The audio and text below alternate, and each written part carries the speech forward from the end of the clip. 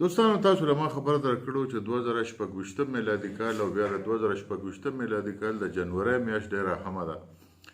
د افغان کډوالو ویستل شروع شوي دي او ډېر په تیزۍ سره ویستل شروع شوي دي.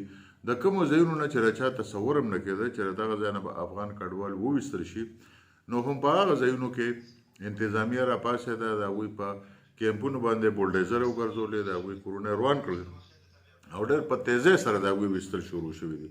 دا خبر تاسو له ما تقریبا چې په 2025 میلادي کال کې درکړو، خو ډېرو افغان کډوالو د ما په دې خبر باندې یقین نه کوو. نو اوس به خبر راغلی، اوس به یقین راغلی.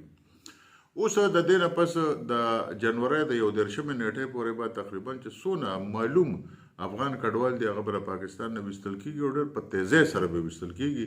بیا د هغې نه پس د پاکستان چارواکي هغه کسانو پسې ګرځي چې د خلکو په کورونو کې دیره شوي دي، په کرایه باندې کورونه، دوکانونه یا پلازې اخیستې دي یا په کلو او په بانډو کې دیره شوي دي.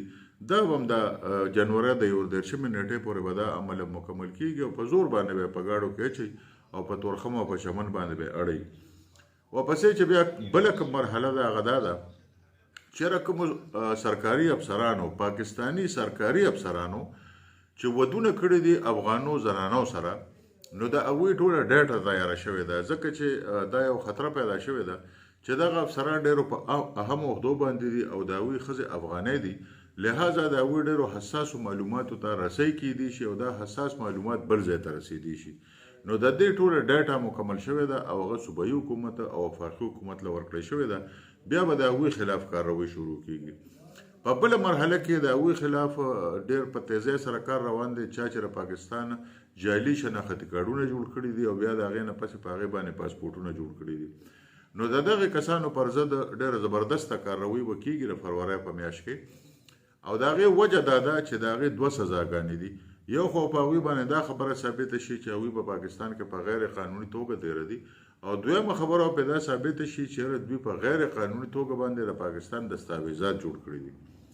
څلورمه خبره دا ده چې داسې ډېر افغانان شته چې هغوی د پاکستان جعلي دستاویزات جوړ کړي دي او د پاکستان په سرکاري ادارو کې ورننوتي دي او ډېرو اهمو عهدو ته رسېدلي دي، اول ته لګیا دي نوکرۍ کوي. نو د هغوی خلاف هم تحقیقات اخرې مرحلې ته رسېدلي دي او د فروری په میاشت کې به هم د هغوی پر ضد باندې ډېر یو زبردست کریک ډاون کېږي.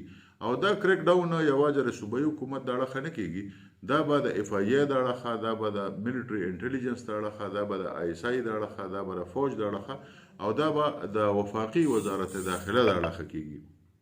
نو لهذا د جنوري د میاشت کومه ده نو دا ډېره اهمه ده.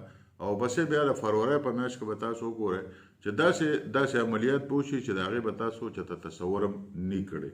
نو لهذا دا خبر ما ځکه درکړه چې مخکې تاسو له په 2025 میلادي کال کې ما تاسو یو خبر درکړو، خو تاسو وایئ چې کیدی شي په دې خبر کې څه حقیقت نه. خو زه چې کوم خبر در کوم نو هغه به تصدیق شده خبرې، په هغې کې به حقیقت وي او هغه بیا تاسو ته په هغه وخت باندې ثابته هم شي.